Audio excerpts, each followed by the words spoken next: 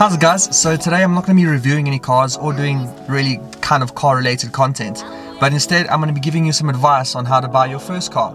There's a lot of people out there that have just got their licenses or that are only now able to buy their first car, and it's really daunting, and there are some of those people who don't have others to rely on or to give advice to.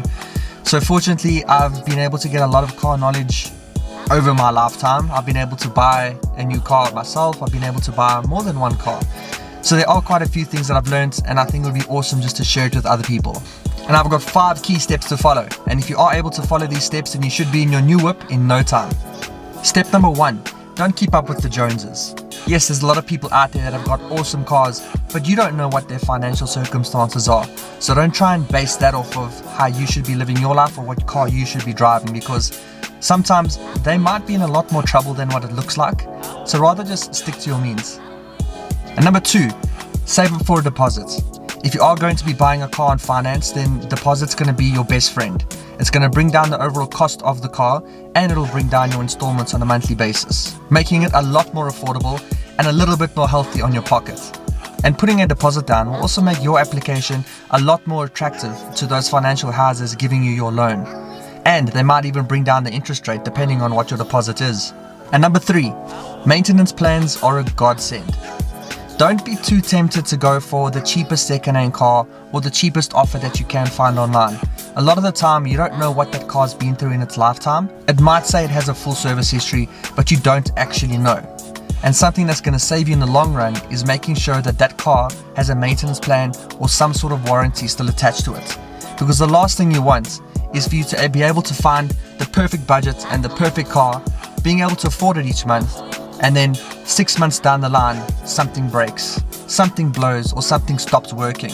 You're then going to have to try and find the money to fix that, and you don't want that stress on your life. So it's just going to be easy enough to take it to the manufacturer and to get it fixed, taking the stress off of you and that financial burden that you do not need in your life.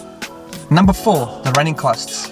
Buying a car should be based off of what you can afford each month and how much you are actually able to save on a monthly basis.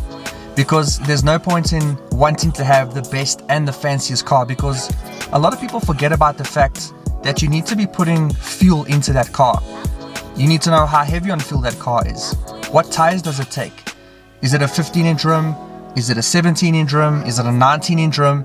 Because depending on what that rim size is the type of tire that you need to buy. And the bigger the tire, the more expensive it is. And the more performance orientated the car is, the more expensive those wheels and tires are going to be. And then finally there's the insurance. So the more expensive and fancy the car is, the higher your premium is going to be. So if you need to take into account the lowest car premium that you can get, then you also need to factor in, I'll probably need to be getting a cheaper or smaller car on a daily basis. So think about it, dude. There's a lot of factors at play when it comes to buying a car. So as long as you've got a good understanding of what those operating and daily running costs are of that car, then it should be easy enough for you to make that decision on what car to buy. So if you can afford the sports car and you can afford the maintenance and the running costs that come with it, then go ahead. That's probably going to be the car for you. But if you are needing to work tightly on a budget, but you are still wanting that GTI, but you're not sure if you can afford the fuel or you can afford those tires on those rims, then you need to be thinking hard, because there are probably going to be better and more affordable cars out there for you. And finally, number 5, my biggest one and something you really need to look out for, and that's balloon payments.